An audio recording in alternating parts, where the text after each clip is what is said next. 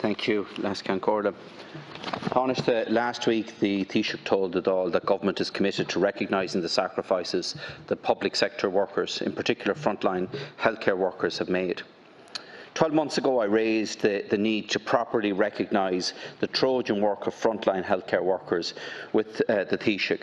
In particular, all those across our hospital and community health services, from cleaners to consultants.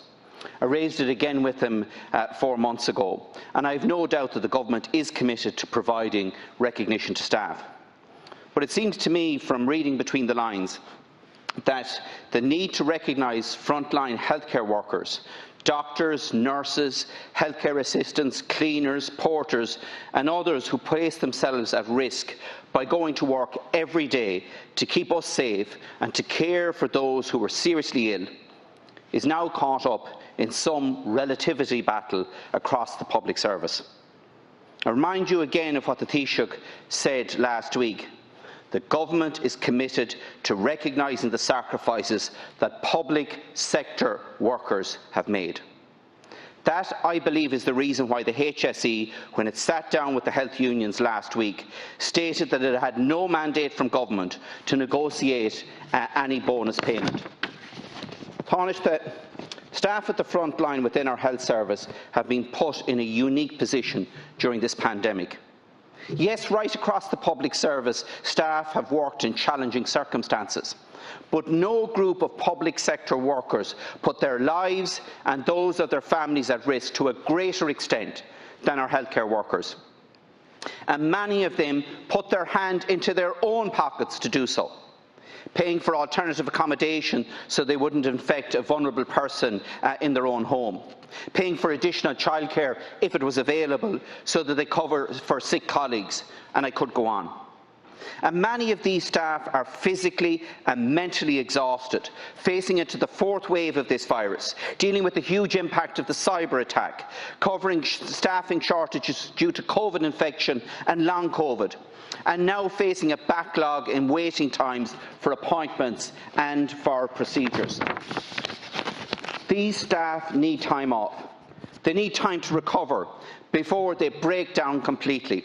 And Taoiseach, you will be very well aware that exhausted healthcare staff are a recipe for mistakes, with the potentially fatal consequences for patients and huge financial consequences for the state. We must now, today, recognise that time off is imperative for their health.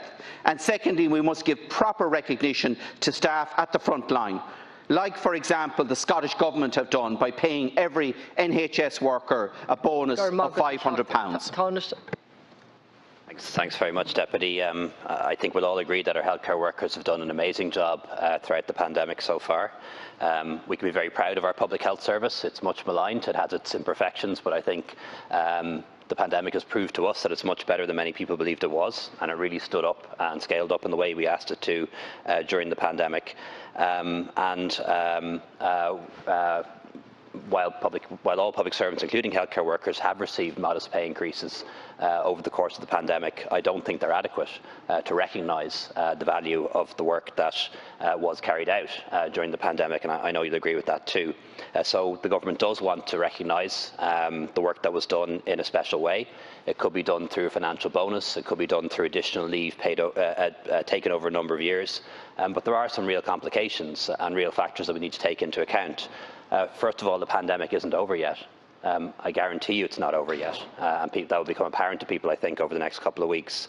It isn't just healthcare workers who have put their shoulders to the wheel when it comes to the pandemic. Lots of other public servants have too, in Department of Social Protection, in Revenue, in my own department, making sure that businesses got the grants that they needed.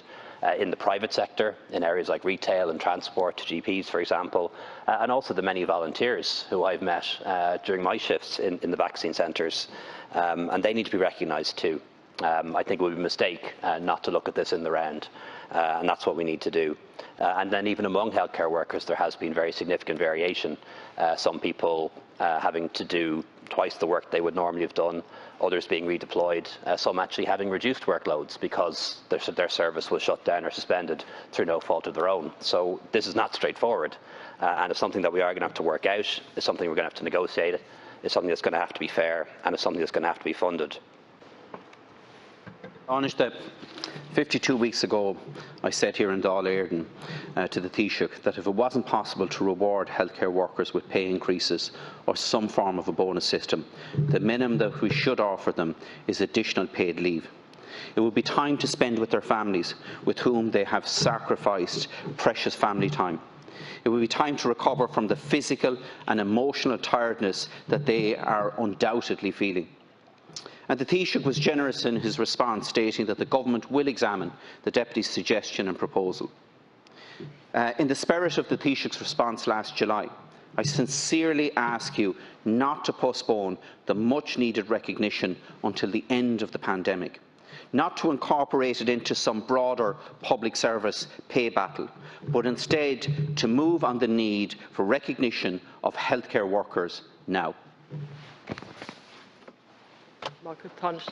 Thanks, Deputy. I agree with your sentiments. I certainly discussed them with the Minister for Public Expenditure and the Minister for Health, but I would restate what I said earlier.